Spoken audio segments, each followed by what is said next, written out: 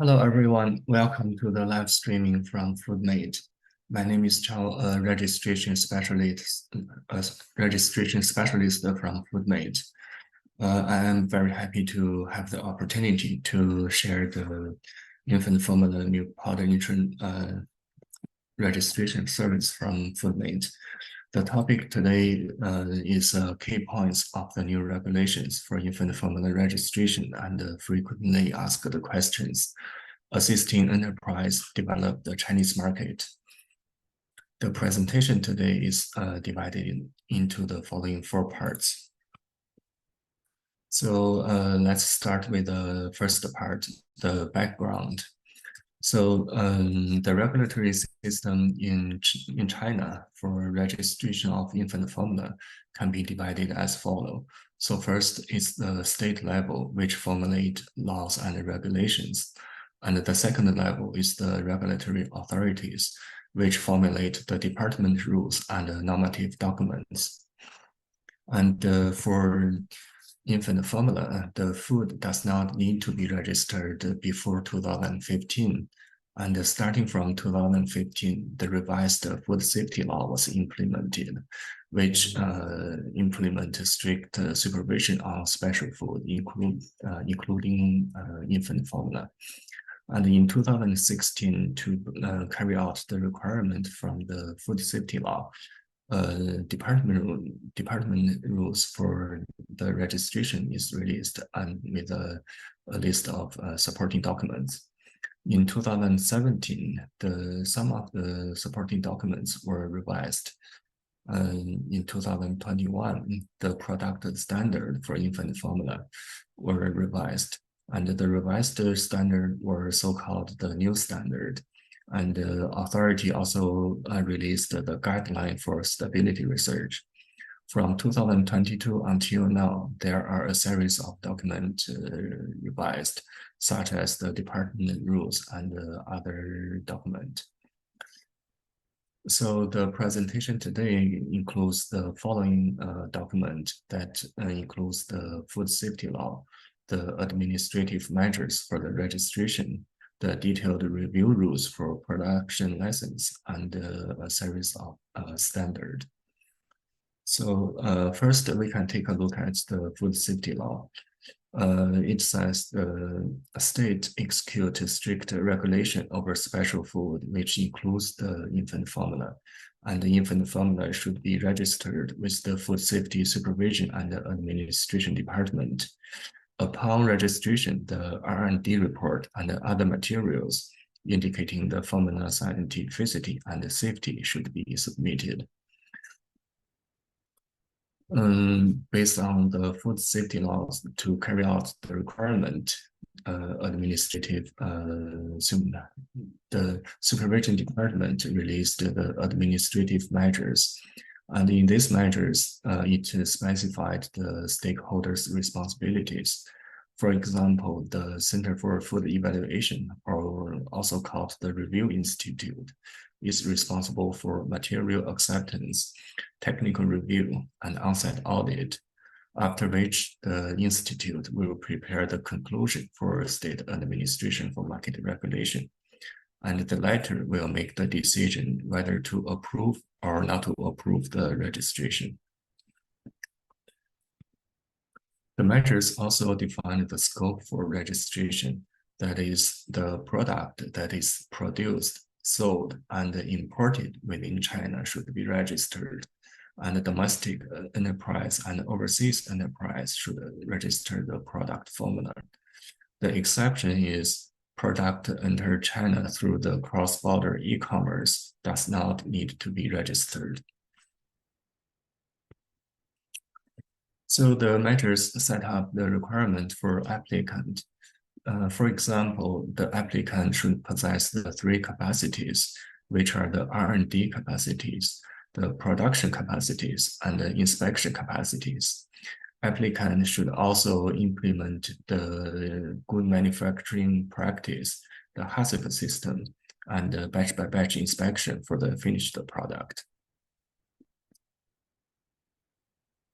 So the measures was revised in the middle of this year, and the revised measure makes some improvement compared with the previous version.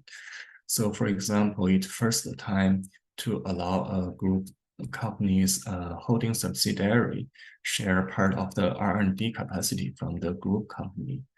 And it gives more flexibility in the sharing of the registered formula for production.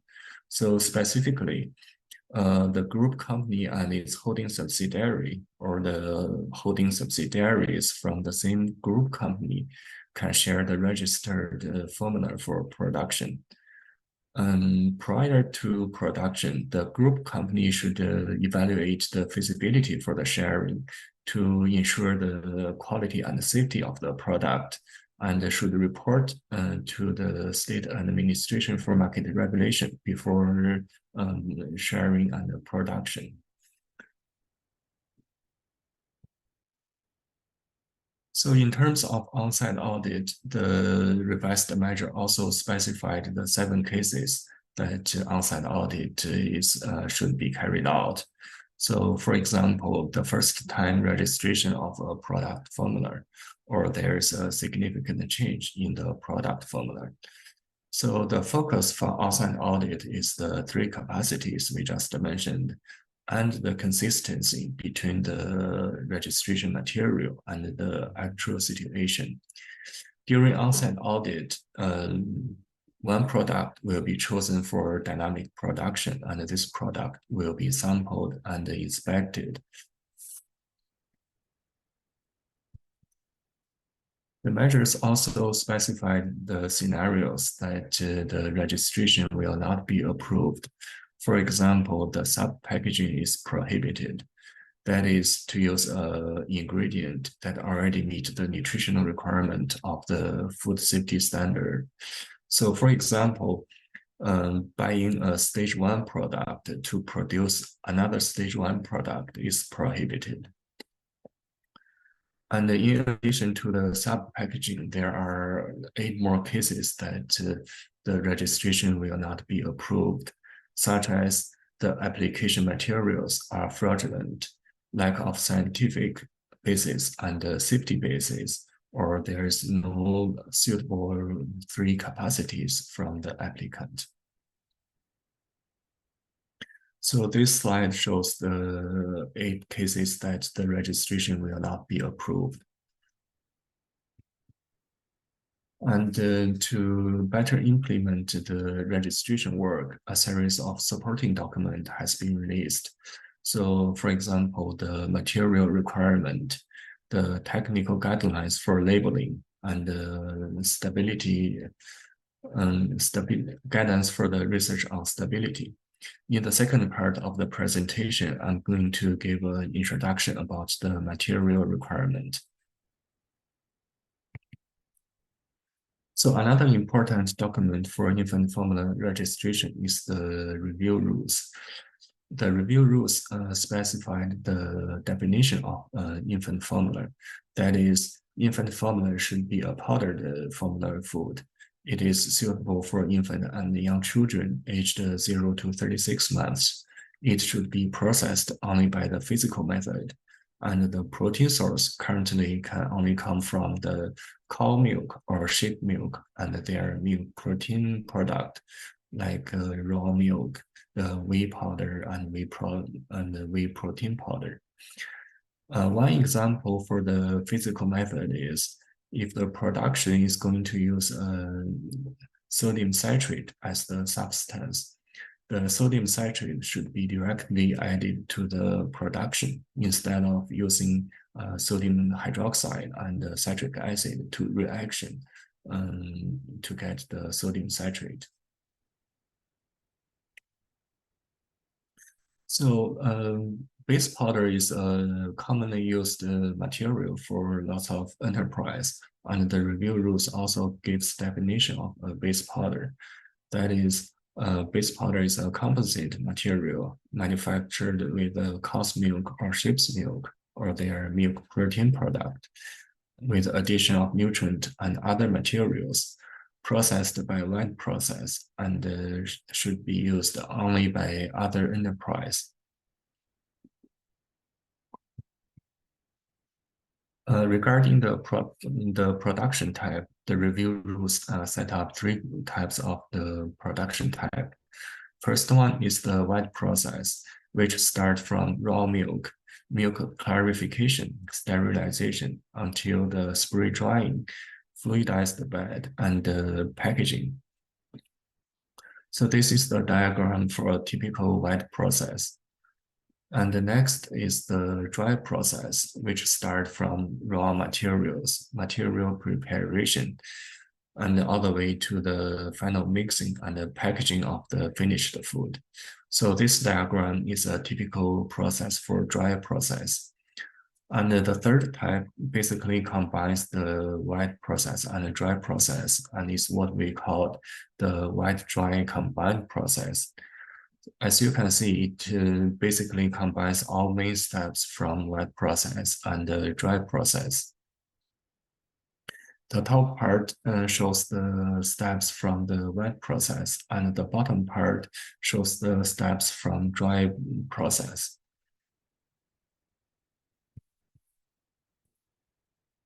So review rules also set the requirement for the management system. For example, the dairy raw materials should be inspected batch by batch. Dairy raw material here includes the raw milk, the whey protein powder, whey powder, and the milk powder, either the whole milk powder or the skimmed milk powder. And for stage one product, ash content is more strict than National Food Safety Standard, which is for ash content of whey powder should be no more than 1.5%, and ash content of whey protein powder should be no more than 5.5%. And hazardous substance like phthalate, or sometimes called the plasticizers, should be strictly controlled in the fatty raw materials like edible vegetable oil or the powdered vegetable oil, and hydrogenated oil should not be used for production of infant formula. So this slide shows a series of standards for infant formula. This includes the product formula regarding the infant formula, older infant formula, and young children formula. And there is also the production standard, which also covers the general hygienic requirement and the specific requirement. And the labeling of the product should follow, again, a general standard and a specific standard for special food. And food additive should comply with standard for use of food additive and the use of nutritional fortifiers. And of course, there are other categories of the standard, such as the mycotoxins, the contaminant, and the pathogens, and so on. So basically, this is the background for infant formula registration. And next, we are going to move to the second part, the registration flow of infant formula. From our point of view, the registration can be divided into three stages. The first one is the preparation, which includes the product research and design and the capacity building. After that, it will enter the second part, the second stage, which is the production. And it includes the trial production and the stability test. The trial production here should produce 3 batches of product under the commercial production condition. And after that is the last stage, which is application. It includes the dossier preparation and the submission, supplement and correction to the dossier and the on-site audit. After successfully passing all the steps here, the applicant will receive the registration certificate from the authority. So for actual application, each applicant will need to register an account from the online system. So this is a screenshot from the online system. An applicant can fill in the relevant informations and upload the files, and finally submit the files online to the review institute. Inside this online system, there are many functions or models the applicant can find.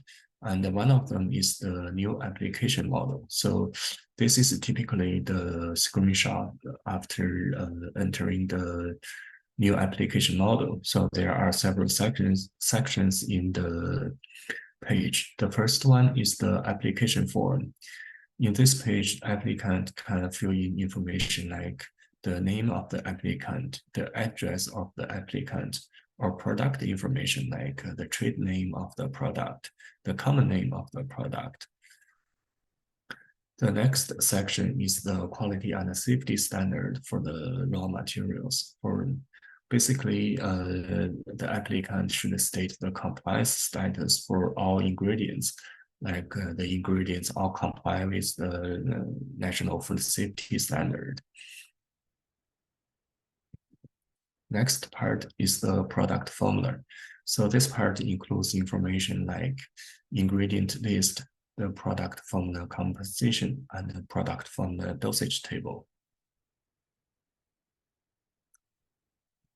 The next part is the R&D and the demonstration report of product formula. So in this part, applicant can fill in information such as the product characteristics, the R&D purpose, the scientific and the safety basis of the formula, and the difference between product formula of the same age group.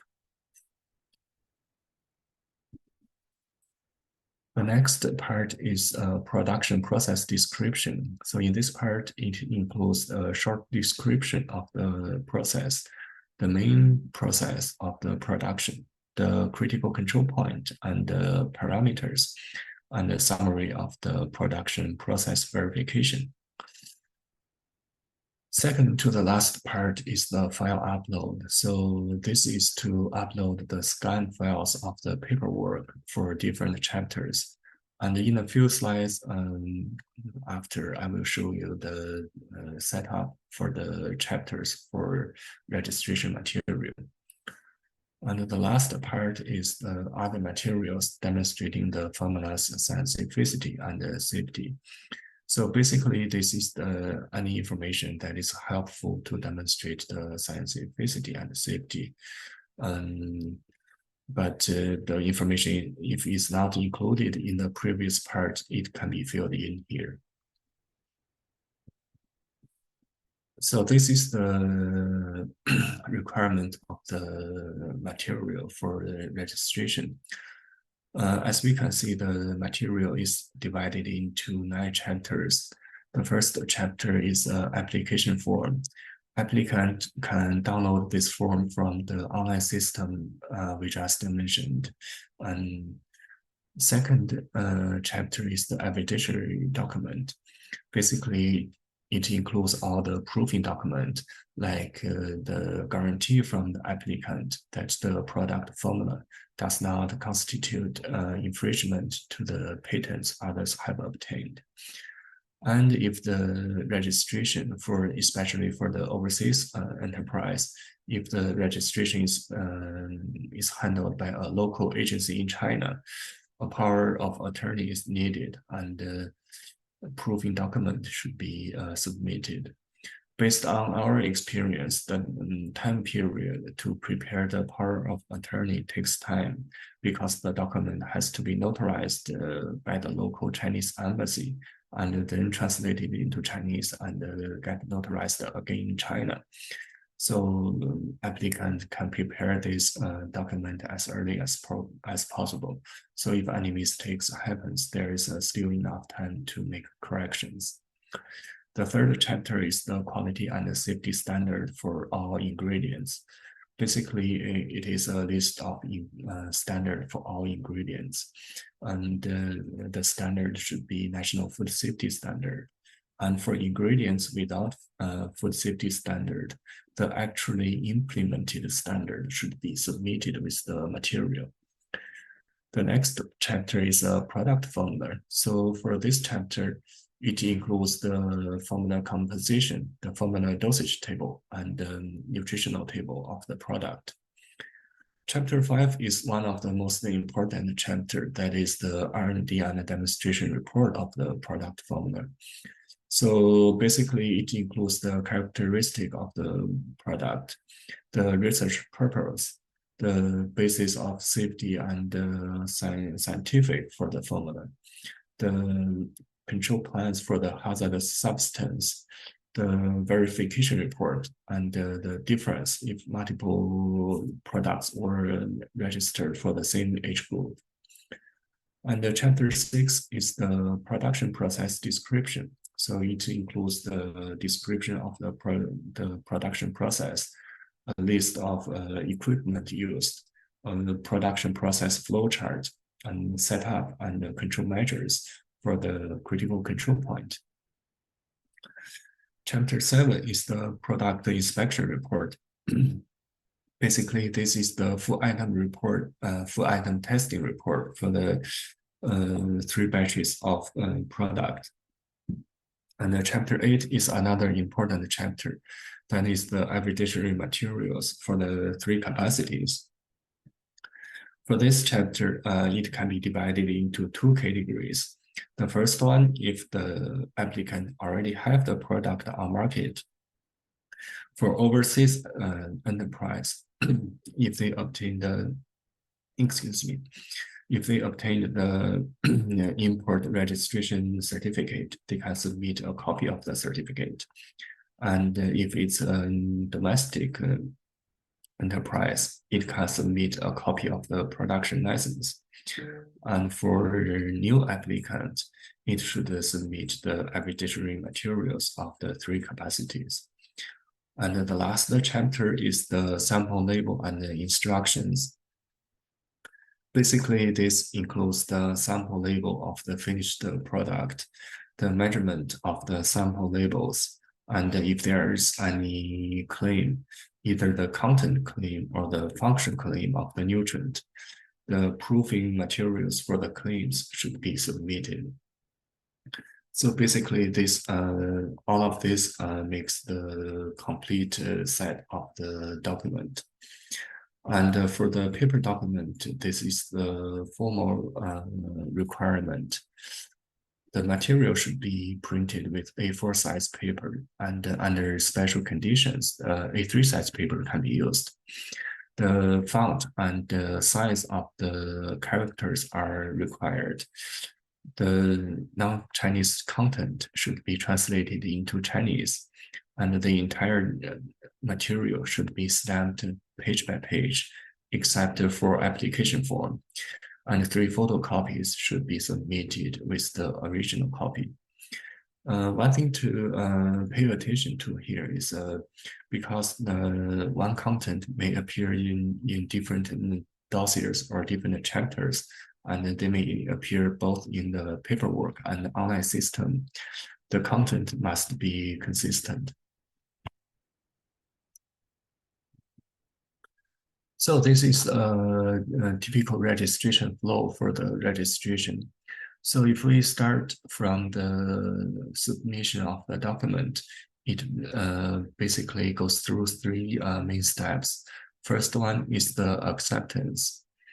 If the institute, the review institute, find out the registration or the application does not fall within the supervision department scope, the registration will then end.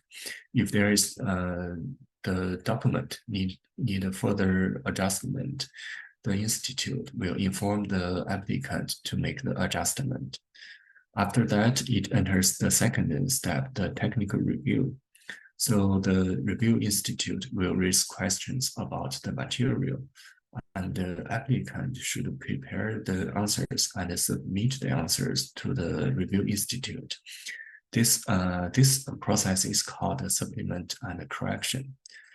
After supplement and correction, and there's no further questions from the institute, the on-site audit will start, and samples from on-site audit will be sampled and for inspection. After inspection is finished, the review institute will prepare the conclusion to the State Administration for Market Regulation, which will make the final decision whether to approve or not to approve the registration. On the right side, it lists the period for the main steps. The period is listed in working days, and the exception is for supplement and correction. Currently, the time limit for this step is 3 months. That is roughly about 60 working days. So this is about the registration. And next, I'm going to talk about some frequently asked questions we have experienced. The first one is lots of people ask, how many product formula can they apply? And the answer is each applicant can apply for a maximum of 3 series and 9 product formulas. As the diagram below shows the 3 series and 9 product formulas. It should be noted for each applicant, it means each factory or each plant. So if a group company owns multiple factories or multiple plants, each one of them can apply for 3 series and 9 product formulas. Second question we were often asked is, lots of enterprise have a very, very long or complex ingredient list, and they ask whether they have to show everything or every ingredient in the formula composition. And the answer is yes.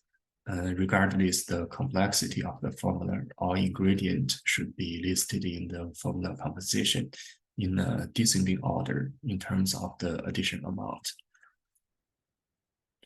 So I have an example here for the formula composition.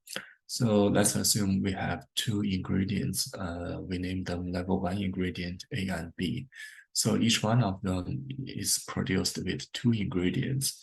So then in the formula composition, each one of the level 1 ingredients should be expanded and with 2 sub-level ingredients. And if any sub-level ingredient can have further breakdown, the formula composition should show the entire breakdown of the formula. And as we can see for the ingredients with the same level, for example, the level 1 ingredients, the addition amount is listed in descending order. And for all sub-level ingredients of this ingredient, they should also be listed in a descending order. Another point to notice is the sum of the sub-level ingredient. For example, the ingredient A1 and A2. The sum of the addition amount should be equal to the upper level ingredient. So the next question is on the material, the active content for a preparation, a nutrient preparation should be indicated. And lots of enterprise doesn't know how to calculate the active content. So here I will use an example to show you the calculation steps.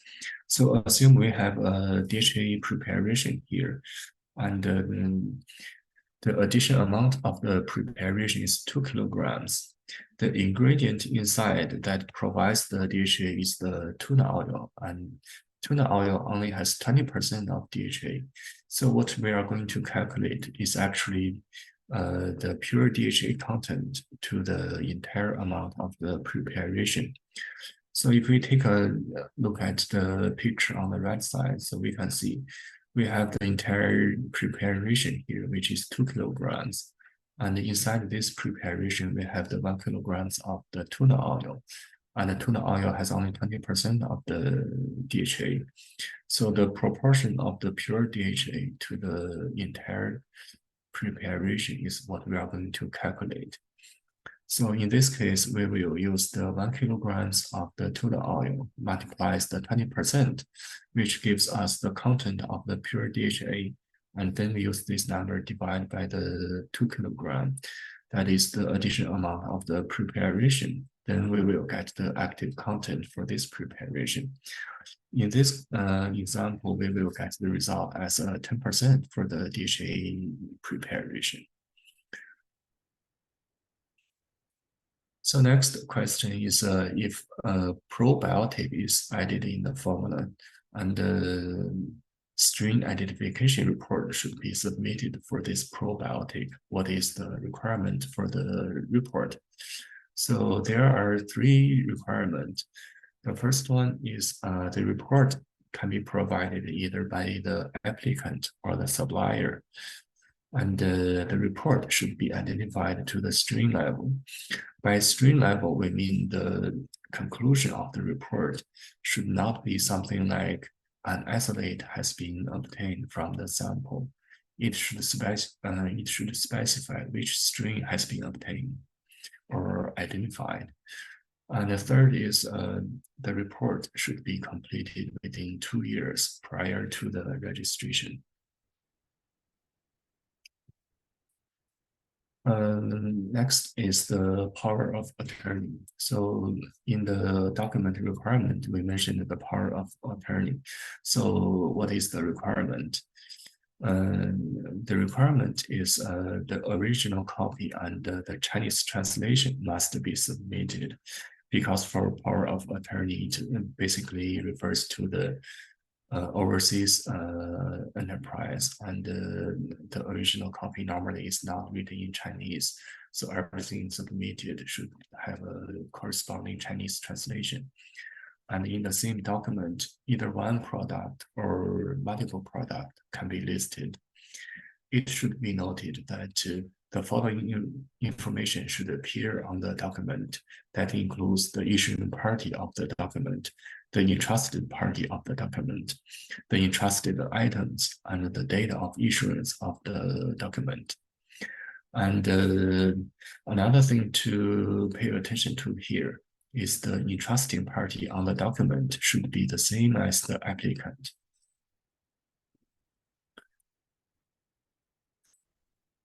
So next is another question we were often asked. That is, lots of enterprises do not have their own trademarks, and they want to use trademarks that does not belong to them. And to use the trademarks that do not belong to the applicant, they should meet 2 requirements. First, there is an equity relationship between the applicant and the trademark holder. And second, the applicant should get authorization to use the trademark. The proving material for the equity relationship and the authorization should be submitted within the material.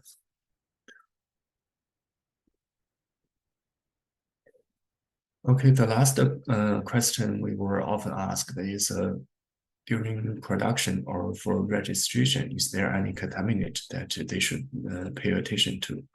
And the answer is there are 4 contaminants the applicant should pay attention to. So they include the phthalate, or sometimes called the plasticizers, the chlorate, perchlorate, and the 3-MCPD and its esters. So in the material, they can be described from the risk source of the contaminant, the risk analysis of the contaminant, the control measures of the contaminant, and the limit of the contaminant. So those are some frequently asked questions based on our experience. And next, I'm going to go to the last part of the presentation today, which is the registration status of the imported product. So first, we can take a look at the overall registration status for all product. Until by the mid of this month, so total of close to 2,000 products were registered. And a little more than half of them were registered under the old standard, and a little less than half were registered under the new standard. So the new standard refers to the revised standard, which were released in 2021 and then implemented in 2023. And as we can see, most of the product, so close to half of the product were registered in 2007. And the number of registered product significantly decreased from 2018. But from 2022, the number of registered product starts to increase again. If we take a look at the protein of the animal origin, we can see lots of products were registered or produced with the cow milk-based protein, and less than 1/3 were produced with the sheep milk-based protein. But from 2022, the proportion of sheep milk-based protein product starts to increase. And by the middle of this month, it reaches 36% of all registered product in this year. So next we can turn to the imported product. So by the middle of this month, there were a total of 354 imported product, and about 2/3 were registered under the old standard, and about 1/3 were registered under the new standard. So similar to the overall status, most products were registered in 2017, and the number of registered product significantly decreased. And then from 2022, the number of registered product starts to increase again. Last, we can take a look at the country of origin for our imported product. So currently, the imported product comes from 14 countries. And if we either count by the old standard, the new standard, or we count by the total number of registered product, we can see New Zealand and the Netherlands are always the top 2 countries that has the most product registered. So basically, this is the content for today's presentation, and thank you very much for coming. So Foodmate has a consultation and registration service for enterprise. And if there's any question regarding the registration, or if any overseas enterprise would like to find a local agency to handle the registration, Foodmate always strive to provide the high quality service for enterprise. And if you have any questions, so you can either leave the question in the chat box, or you can send email to us. Below is the contact information from us. And thank you very much for coming again.